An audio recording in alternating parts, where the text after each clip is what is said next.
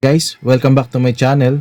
So here today guys, we have a figure to review, the Super Master Star Piece Son Goku Manga Dimension version. So this is a bit different to the usual Masterlise version created by Bandai, as this was a 3D figure but was painted to present or to look like a figure straight from manga.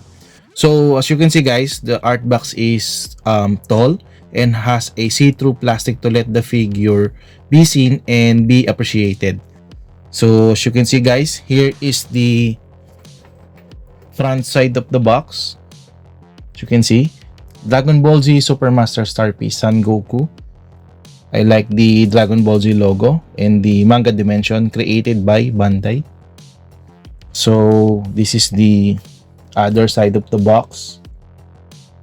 You can still see the figure, and this is the art painted of Goku. This is the back part of the box. Okay, this is the other side of the box, and this is the lower part of the box. This is the top part of the box. Okay guys, let's open this.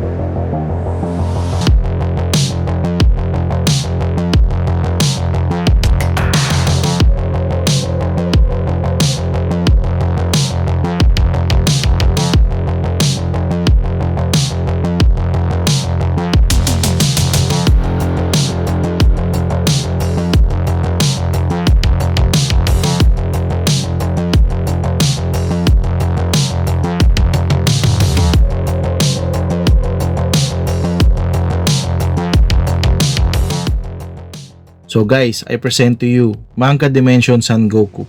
So first that I noticed, the box came with a unique Super Saiyan aura background, which you can include on the display. On the figure itself, it is very tall. It ranges from 14 to 15 inches. As for the sculpt, it is highly commendable as it is very detailed, from the battle rugged gi to the bulging muscles and the waving torn belt of Goku. The hair is very noticeable due to multiple stitch, a very much likable thing on this figure. I love the confident face of Goku on this figure, as it is saying you're no match for me. And the best part of this figure is the manga paint job.